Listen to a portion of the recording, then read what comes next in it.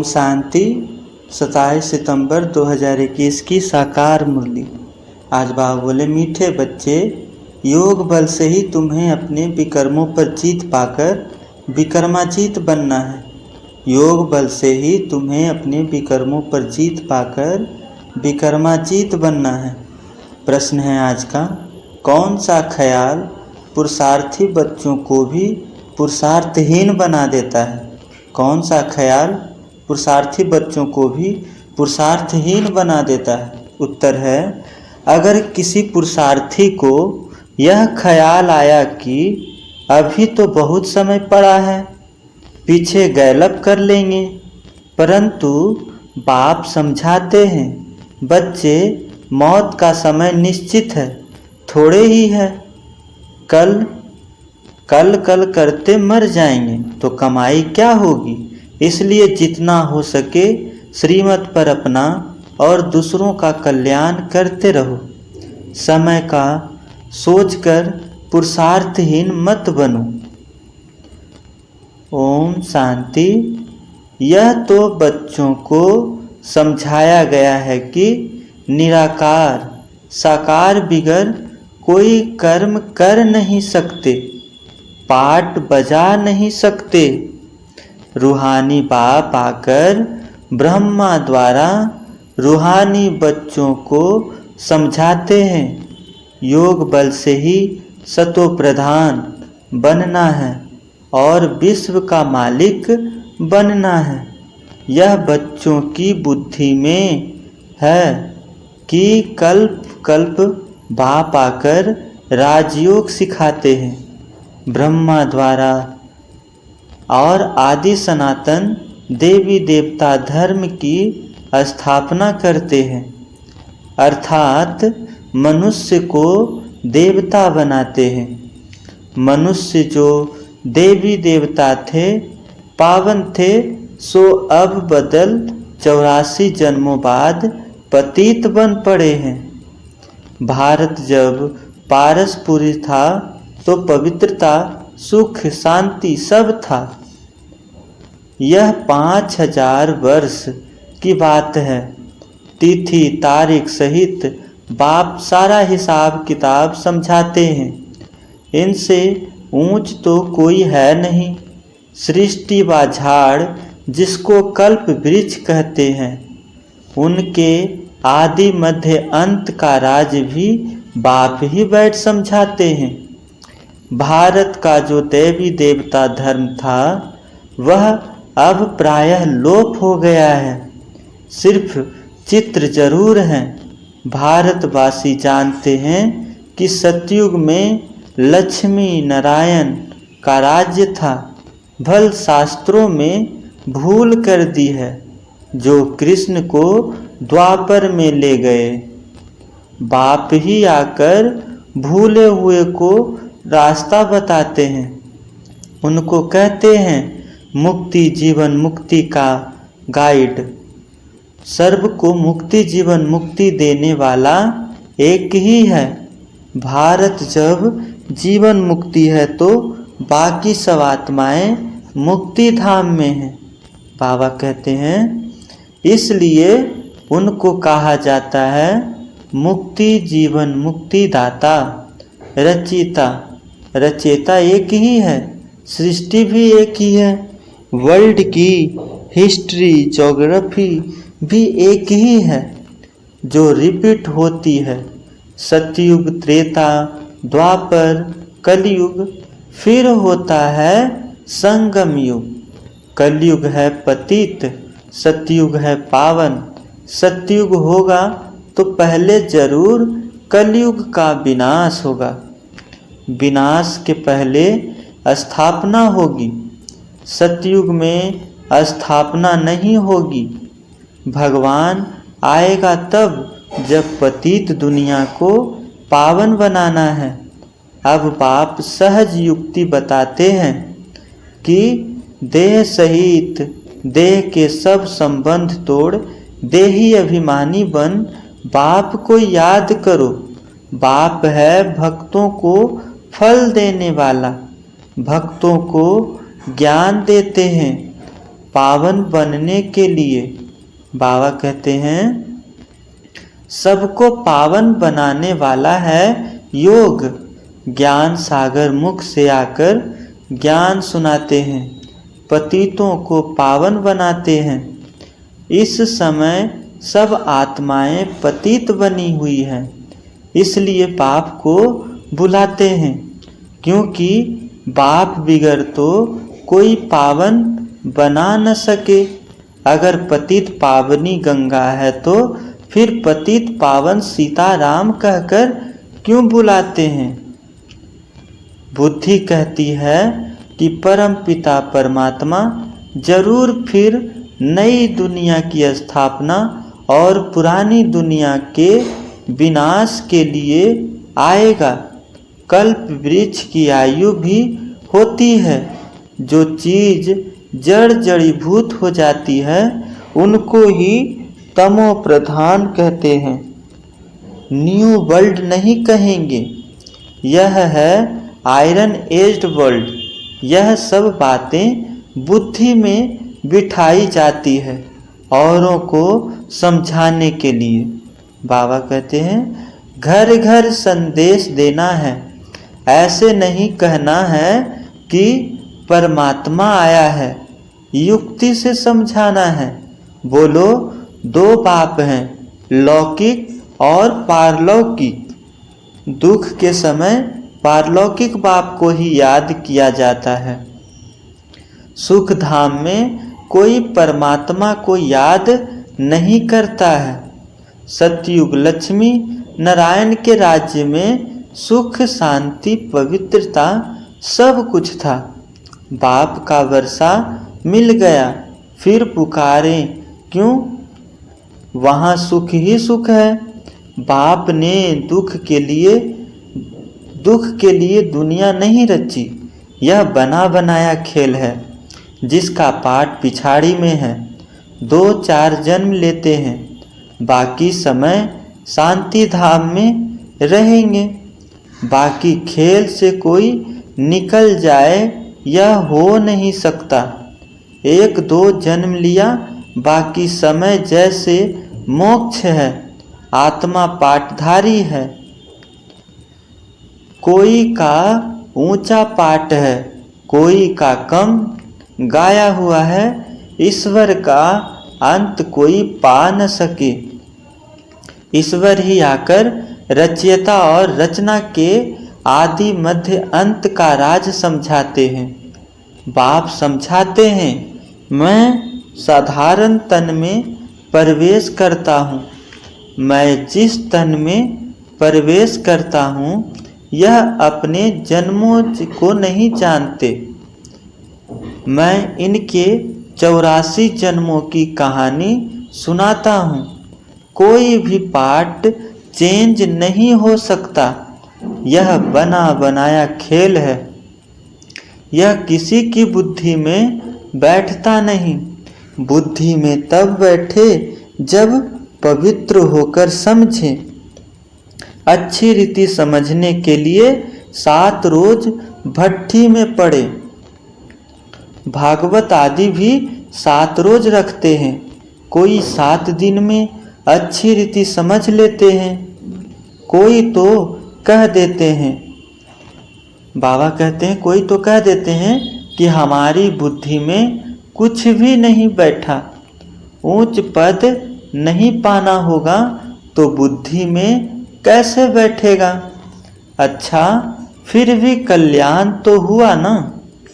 प्रजा तो ऐसे ही बनती है। बाकी राज्य भाग लेने में मेहनत है। बाप को याद करने से ही विकर्म विनाश होंगे। अब करो व ना करो, परंतु बाप का डायरेक्शन है। प्यारी वस्तु को याद किया जाता है। प्यारी वस्तु को याद किया जाता है ना। भक्ति मार्ग में भी कहते हैं हे पतित पावन आओ, अब वह मिला है। कहते हैं मुझे याद करो तो कट उतर जाएगी। बादशाही ऐसे ही थोड़ी मिल जाएगी। याद में ही थोड़ी मेहनत है। बहुत याद करने वाले ही कर्मातीत अवस्था को पा लेते हैं। पूरा याद न करने से विकर्म विनाश नहीं होंगे। बाबा कहते हैं योग बल से ही विकर्माजीत बनना है। लक्ष्मी नारायण इतने पवित्र कैसे बने, जबकि कलयुग के अंत में कोई भी पवित्र नहीं है। इस समय गीता ज्ञान का एपिसोड रिपीट हो रहा है। शिव भगवानुवाच भूलें तो सबसे होती रहती है, मैं आकर सबको अभूल बनाता हूँ। भारत के जो भी शास्त्र हैं यह सब हैं भक्ति मार्ग के।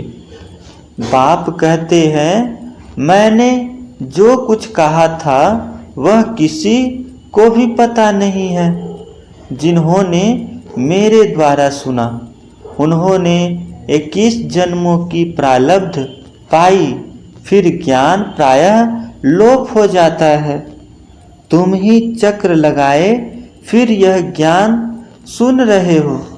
तुम जानते हो हम सैंपलिंग लगा रहे हैं मनुष्य से देवता बनाने का। यह है दैवी झाड़ का सैंपलिंग। वे लोग तो उन झाड़ों का कलम लगाते रहते हैं। बाप आकर कॉन्ट्रास्ट बताते हैं। तुम दिखाते भी हो कि उन्हों का क्या प्लान है, तुम्हारा क्या प्लान है। वह फैमिली प्लानिंग करते हैं कि दुनिया बढ़े नहीं। बाप तो बहुत अच्छी बात बताते हैं कि अनेक धर्म विनाश हो जाएंगे और देवी देवता धर्म की फैमिली स्थापन हो जाएगी। सतयुग में एक ही आदि सनातन देवी देवता धर्म की फैमिली थी और अनेक फैमिलियां थी नहीं। इस समय भारत में देखो कितनी फैमिलीज हैं। Gujarati family, Sikh family. वास्तव में भारत की एक ही फैमिली होनी चाहिए। बहुत फैमिली होंगी तो जरूर खिटपिट होगी, फिर सिविल वार हो जाती है। बाबा कहते हैं फैमिली में भी सिविल वार हो जाती है। जैसे क्रिश्चियन की आपस में फैमिली है तो उन्हों में भी दो भाई आपस में नहीं मिलते, फ्रैक्शन हो जाती है, पानी भी बांटा जाता है। सिख धर्म वाले समझते हैं हम अपने धर्म की फैमिली को जास्ती सुख देवें, रग जाती है ना, माथा मारते रहते हैं। जब अंत का समय आता है तब आपस में लड़ने लग पड़ते हैं। विनाश तो होना ही है, ढेर बॉम्ब्स बनाते रहते हैं। बड़ी लड़ाई जब लगी थी तो 2 बॉम्ब्स छोड़े थे, अभी तो ढेर बनाए हैं। समझ की बात है ना, तुमको समझाना है कि यह वही महाभारत लड़ाई है। बड़े बड़े लोग भी कहते हैं अगर लड़ाई को बंद नहीं किया तो सारी दुनिया को आग लग जाएगी। बाबा कहते हैं तुम जानते हो आग तो लगनी ही है। बाप आदि सनातन देवी देवता धर्म की स्थापना करते हैं। राजयोग है ही सतयुग का। जो देवता धर्म प्रायः लोप हो गया है वह फिर संस्थापन करते हैं। अब कलयुग है, इनके बाद सतयुग चाहिए। अब कलयुग विनाश के लिए यह महाभारत लड़ाई है। यह सब अच्छी रीति धारण कर समझाना है कि क्योंकि मनुष्य है आसुरी संप्रदाय, इसलिए खबरदारी रखनी है। कल्प पहले मुआफिक जो विघ्न पड़ने होंगे वह पड़ेंगे जरूर। यह बना बनाया ड्रामा है, हम बांधे हुए हैं। याद की यात्रा कभी भूल नहीं जानी चाहिए। बाबा कहते हैं गीत है ना, रात के राही थक मत जाना, सुबह की मंजिल दूर नहीं है। इनका अर्थ कोई समझ न सके। रात पूरी हो, दिन आने वाला है। आधा कल्प पूरा हुआ, अब सुख शुरू होगा। बाप ने मन मनाभव का अर्थ भी समझाया है। सिर्फ गीता में कृष्ण का नाम डालने से वह ताकत नहीं रही है। कृष्ण को कभी सर्वशक्तिमान नहीं कह सकते, वह तो पूरे 84 जन्म लेते हैं, इसलिए गीता में वह ताकत नहीं रही है। अब हम सब मनुष्य मात्र का कल्याण कर रहे हैं। कल्याणकारी जो बनेगा उनको वर्षा मिलेगा। याद की यात्रा बिगर कल्याण हो न सके। इस समय सब विपरीत बुद्धि हैं, कह देते हैं परमात्मा सर्वव्यापी है। तुमको समझाना है कि वह बेहद का बाप है। बाबा कहते हैं बेहद के बाप से ही भारतवासियों को बेहद का वर्षा मिला है। भारतवासियों ने ही 84 जन्म लिए हैं। अभी तुम प्रैक्टिकल में देखते हो कि ज्ञान तो तुम सुनते ही रहते हो। दिन प्रतिदिन तुम्हारे पास बहुत नए नए आते रहेंगे। अभी अगर बड़े बड़े लोग आ जाएं फिर तो देरी न लगे, झट आवाज़ निकल जाए, हंगामा हो जाए। इसलिए युक्ति से धीरे धीरे चलता रहता है। यह है ही गुप्त ज्ञान, किसको पता भी नहीं पड़ता कि यह क्या कर रहे हैं। भक्ति में है दुख, ज्ञान में है सुख। रावण के साथ तुम्हारी युद्ध कैसी है यह तो तुम ही जानो और कोई जान न सके। भगवानुवाच तमो प्रधान से सतो प्रधान बनना है तो मुझे याद करो, पाप विनाश हो जाएंगे। पवित्र बनो तो साथ ले जाएंगे। मुक्ति तो सबको मिलनी है, सब रावण राज्य से मुक्त हो जाएंगे। तुम कहते हो कि शिव शक्तियाँ ब्रह्मा कुमार कुमारियाँ ही श्रेष्ठाचारी दुनिया स्थापन करेंगे। परम पिता परमात्मा की श्रीमत पर कल्प पहले मुआफिक 5000 वर्ष पहले श्रेष्ठाचारी दुनिया थी। यह बुद्धि में बिठाना चाहिए। मुख्य पॉइंट्स जब बुद्धि में धारण होंगी तब याद की यात्रा में रहेंगे।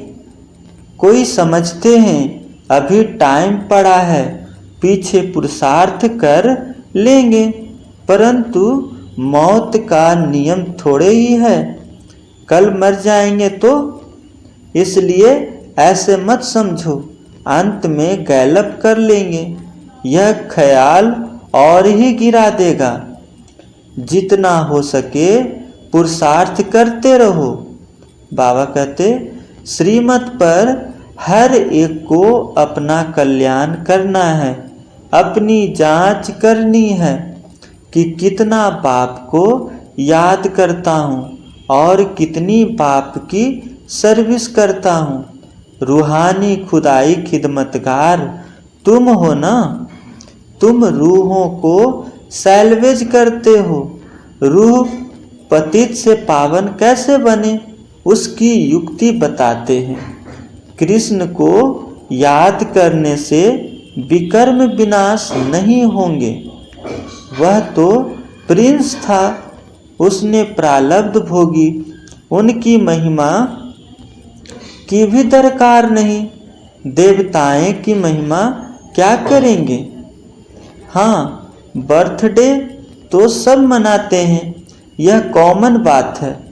बाकी उन्होंने क्या किया, सीढ़ी तो उतरते ही आते हैं। अच्छे बाबू रे, मनुष्य तो होते हैं, हर एक का पार्ट अपना अपना है। यह तो बेहद की बात है। मुख्य टालियां गिनी जाती है, बाकी पत्ते तो अनेक हैं। उनको कहाँ तक तुम गिनती करते रहेंगे। बाप समझाते रहते हैं, बच्चे मेहनत करो, सबको बाप का परिचय दो, तो बाप से बुद्धि योग जुट जाए। बाप कहते हैं, सभी को कहो पवित्र बनो, तो मुक्ति धाम में चले जाएंगे। दुनिया को थोड़े ही पता है कि महाभारत लड़ाई से क्या होगा। यह यज्ञ रचा है, क्योंकि नई दुनिया चाहिए। हमारा यज्ञ पूरा होगा तो सब इस यज्ञ में स्वाहा होना है। अच्छा, मीठे मीठे सिकिलते बच्चों प्रति माता पिता बाप दादा का याद प्यार और गुड मॉर्निंग। रूहानी बाप की रूहानी बच्चों को नमस्ते। हम रूहानी बच्चों की रूहानी माता पिता बाप दादा को याद प्यार गुड मॉर्निंग और नमस्ते नमस्ते नमस्ते। धारणा के लिए मुख्य सार। पहला है, सच्चा खुदाई खिदमतगार बन सभी रूहों को सैल्वेज करने की सेवा करनी है। सबका कल्याण करना है, सबको बाप का परिचय देना है। दूसरी है, प्यारे ते प्यारी वस्तु बाप को प्यार से याद करना है। बने बनाए ड्रामा पर अटल रहना है, विघ्नों से घबराना नहीं है। वरदान है आज का, मैंपन के बोझ को समाप्त कर प्रत्यक्ष फल का अनुभव करने वाले बालक सो मालिक भव। मैंपन के बोझ को समाप्त कर प्रत्यक्ष फल का अनुभव करने वाले बालक सो मालिक भव। विस्तार, जब किसी भी प्रकार का मैंपन आता है तो बोझ सिर पर आ जाता है, लेकिन जब बाप ऑफर कर रहे हैं कि सब बोझ मुझे दे दो, तो दे दो, आप फिर नाचो उड़ो। फिर यह क्वेश्चन क्यों कि सर्विस कैसे होगी, भाषण कैसे करेंगे। आप सिर्फ निमित्त बन समझकर कनेक्शन पावर हाउस से जोड़कर बैठ जाओ। दिल शिकस्त नहीं बनो, तो बाप दादा कुछ स्वतः करा लेंगे, सब कुछ स्वतः करा देंगे। बालक सो मालिक समझकर श्रेष्ठ स्टेज पर स्थित रहो, तो प्रत्यक्ष फल की अनुभूति करते रहेंगे। अच्छा, आज का स्लोगन है, ज्ञान दान के साथ साथ गुण दान करो तो सफलता मिलती रहेगी। ज्ञान दान के साथ साथ गुण दान करो तो सफलता मिलती रहेगी। अच्छा, ओम शांति शांति शांति।